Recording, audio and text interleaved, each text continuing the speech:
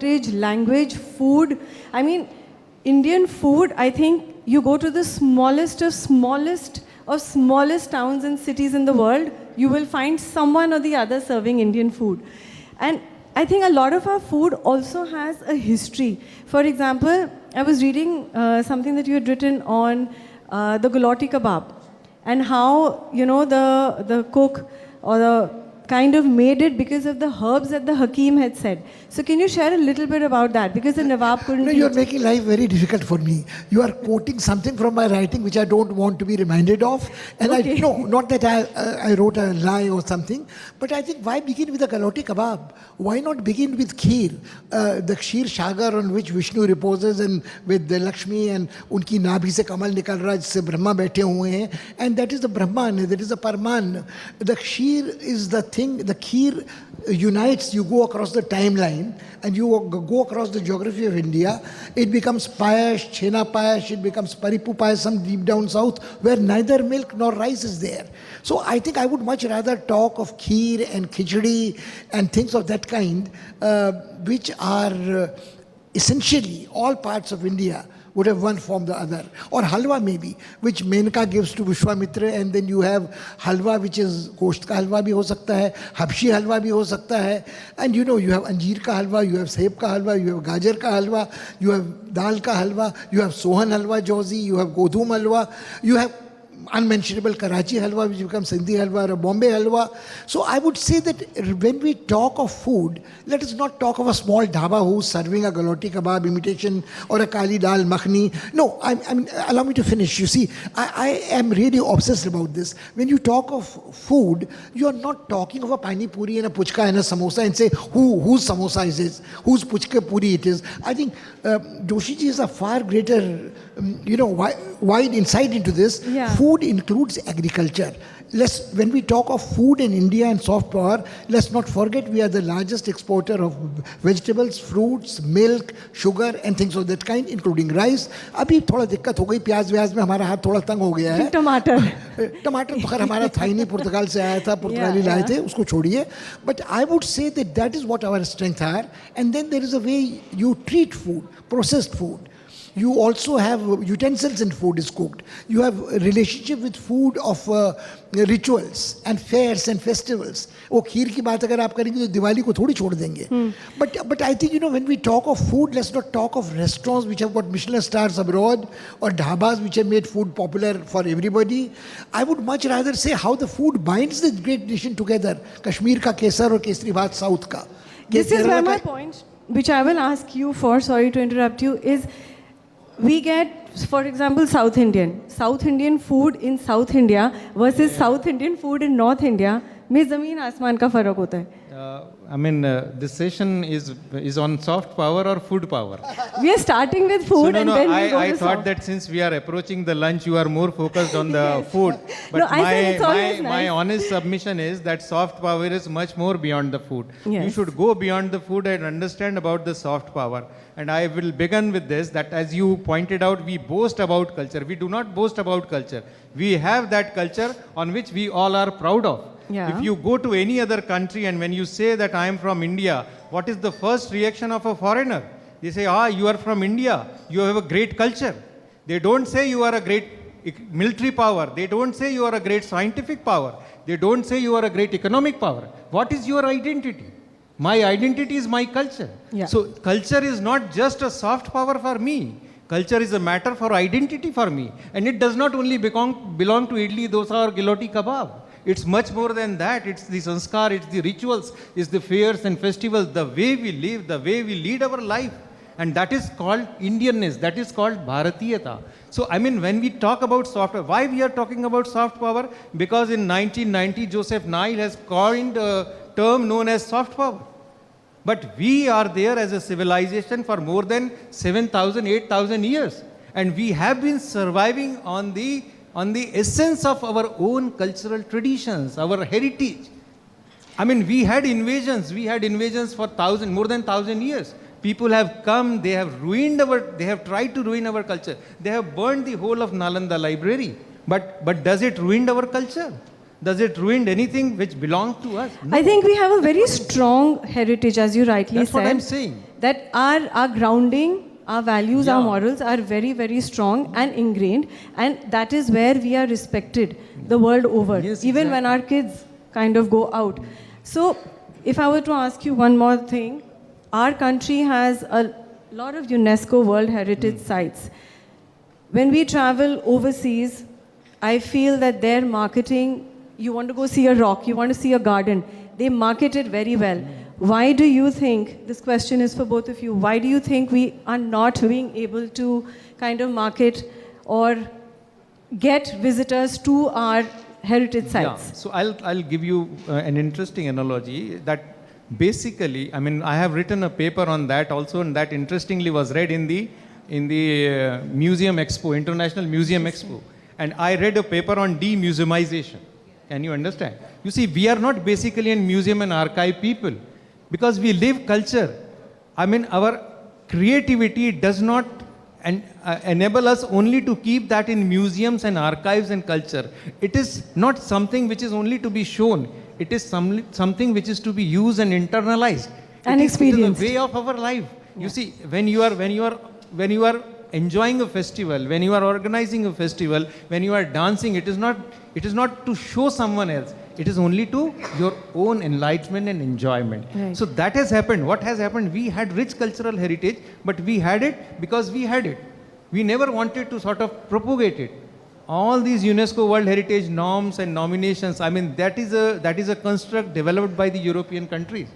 Unfortunately, we are unable to fill up even their forms. I mean, we, as a Ministry of Culture, we struggle to find people who can fill up those forms, who can do the nominations. That does not mean that we don't have that much of heritage property. No, we have it. But what I'm trying to say is that despite having it, like our temples, I think it's beautiful. It's absolutely mind-blowing if you compare it even on the world arena. But somewhere I feel the mindset is such that बहुत गंदा है. We don't maintain it. Why do you think that we don't? You know, I don't think it's a question of maintenance. I think Joshi ji has put it brilliantly. We are inheritors to a civilization, heritage, cultural, which is resplendent and at the same time which is diverse and pluralistic. Yeah. India has been at the crossroads of the Silk Route and the Spice Road, maritime ones. both. It has crisscrossed here. And when we talk of India, we are talking of an undivided India, not necessarily in the context of Akhanda Bharat, but from Darre Khyber to jungles of Arakan, from Himalayas to oceans, and we have a relationship which is not confined or rediscovered recently, Indian diaspora abroad. You go to Indonesia, and you have the empires of Shailendra and Majapahit, and you go to even the Malay Peninsula. You say Bhasa Jiva Bangsha in Bhasa Malayu. You don't have to translate. It means the language is the life of a nation. And you go to Indonesia, they would be very upset if you said Mahabharata is ours. They say Mahabharata is ours, Ramayana is ours, a different version. And the Sultan of Yogyakarta's daughters used to dance as Sita in the temple in Prambanan. Now we seem to have forgotten. I think Joshiji very rightly said that whether the rest of the world gives us 10 UNESCO sites or 100 doesn't matter. What matters is that I know that in Tanjore, the Brideshwar temple is built by Rajendra Chol, whose armadas went to Southeast Asia.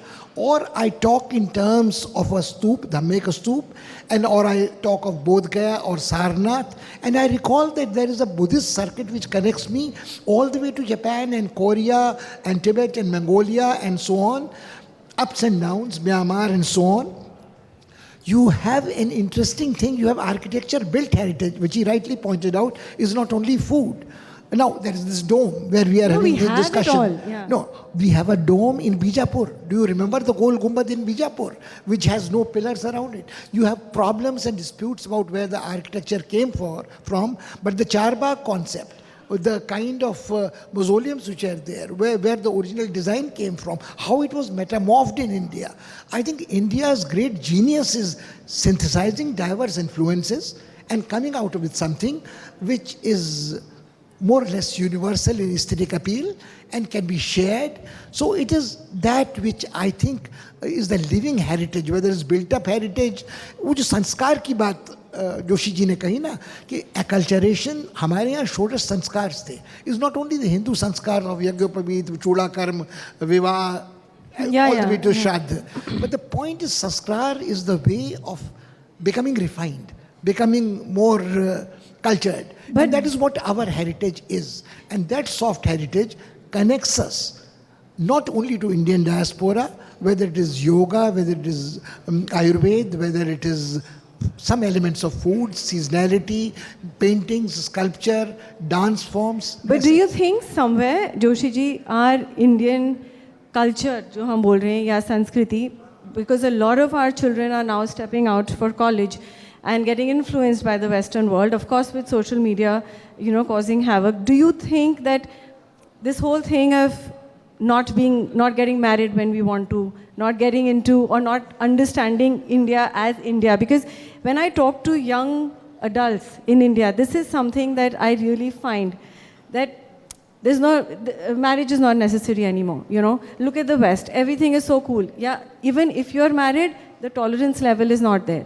I'm not saying you have to give in, but what I'm saying is somewhere that influence is coming. जब हम सभ्यता की बात करते हैं, तो do you think it's affecting that sabhyata? Actually, now the trend is different. Now people are going to America and they want to do the marriage in the Indian style. They come to India and they do all the havans and all the rituals they want to do. What is it? I mean, only 5 days earlier I was in Chicago and my friend was saying his wife is an American, and he says when I had the grandson, we performed a big havan in my house right in the Chicago. So what is it happening? You try to understand. You see, on one day you have to come back to your own traditions and customs, because it is imbibed in your blood. It is imbibed in your way of life. That's why human inherits something, but you can't just continue with that. It has to come back to your own roots. And if you don't go back to your roots, I mean, you are losing your own ground. Yeah. So people realize that. I mean, today they may find something very, very glittering outside, and then they go there. But then on one day they realize that no. So you think the young children will come back to their roots? That's exactly that is happening. It's a process, and we have to understand the process. Like even in India also, we are realizing that process. Even in our own house, things are moving in that direction. And one interesting thing, I think Professor Pant is more authoritative on that. We never lived in a linear style. Indian history has never been linear. We are always a circular thing. We know that there is a rotation in life. We never believe in linearity. We always believe in the circularity, in the rotation, chakra. So that chakra is very important. For us, we know that today what is there, it has to come back to us in some time or other. In some or the other way. It will come back. And we all believe that. That is why we believe in incarnation. Punarjanma ki jo theory hai, what is that? Yeah. हमें मालूम है कि they will come back. That is how the tradition goes. So we have to understand that, all right, it is a temporary phase. People are going out, they are adopting their own culture, they are adopting their own customs and traditions, but maybe there will be some day when they'll come back and realize, and it is happening in your household, in my household, everybody is Because we are realizing. seeing a shift, because I have young adults in the house and I see that shift, that yes, there are parts of them that want to dress up and celebrate your Indian festivals, and then there is this part of them where they don't want to kind of say live in joint setups. They want their freedom. So somewhere I feel that struggle is there in the young or in the youth of the country today. Now, if you get back to the topic of the discussion, soft power, it is not only the question of a root of an Indian for his or her roots. I think it is the universality, the questions which our ancestors grappled with in Upanishads, existence or non-existence of God, or issues of life and death, what happens after death. So Joshi ji ने जो कहा कि एक पुनर्जन्म है, मगर वो पुनर्जन्म उस क्रूड अर्थ में नहीं है कि आज आप थे कल फिर आपका जन्म होगा, things of that kind. It is in what form you will reincarnate, and आवर्तन कैसे चलेगा. तो वो आवर्तन is a spiral upwards movement which might be evolutionary, which might be ideational, and I think what draws other people to India is that India offers them an opportunity to pick and choose from a basket, if I may say so, of ideas and lifestyles and approaches which brings them peace. So they may not be born in India as Indians of Indian parents or NRI Indians, but they have contacted this civilization which is vibrant, pulsating, has survived over millennia, and they think they could either be Buddhists here like Lama, Anagarika, Govinda, an Austrian. They could be somebody like Yehudi Menuhin who started doing Shirshashan with. It might even be George Harrison. It might be somebody else, but it could be people who are drawn to India for a variety of reasons. Especially yoga, if I was to say. Yes, and yoga would also not only Hatha Yoga, Pradipika and Ashtanga Yoga and Iyengar Yoga and so on. It could be science Yoga as a science, No, yoga as a science is much talked about. I'm not talking of Hatha Yoga and physical science. Yoga is also Yoga Karmasu Kaushalam. Jnana Yoga bhi hai, Raj Yoga bhi hai, Bhakti Yoga bhi hai. So if you go to the Bhakti Yoga, then you talk in terms of the confluence of the Islamic Sufi tradition and the Bhakti movement. And we had a discussion about social reform movements. So I think India is one of those crucibles which is beautifully alchemic metaphor. There are different chemicals come and we make it into something wonderful. Do you also think that Ayurveda that we have propagates a large portion of India's soft power? Yes, of course. As he said, the yoga, Ayurveda is another element of life which propagates the soft power. And many people have started realizing that there is a natural way of living which Ayurveda promotes, along with the medicines which have been there.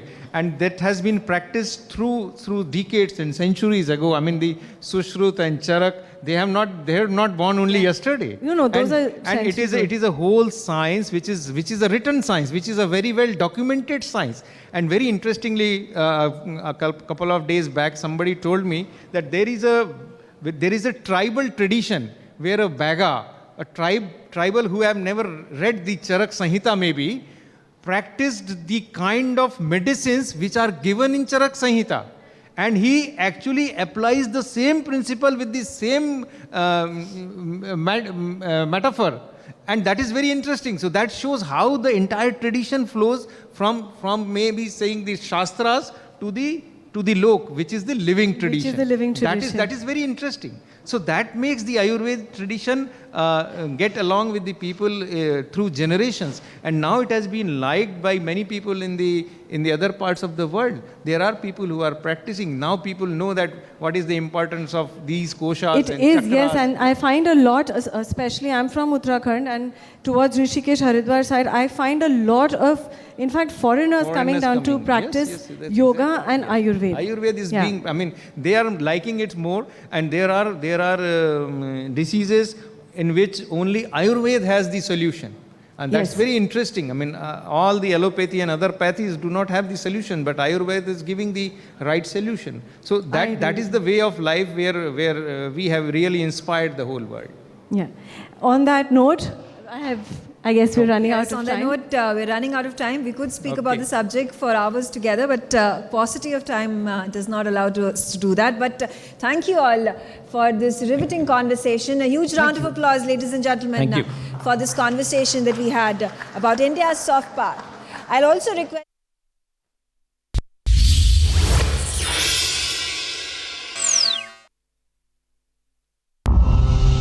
जीवन भी एक युद्ध है, रोज एक नया कुरुक्षेत्र है।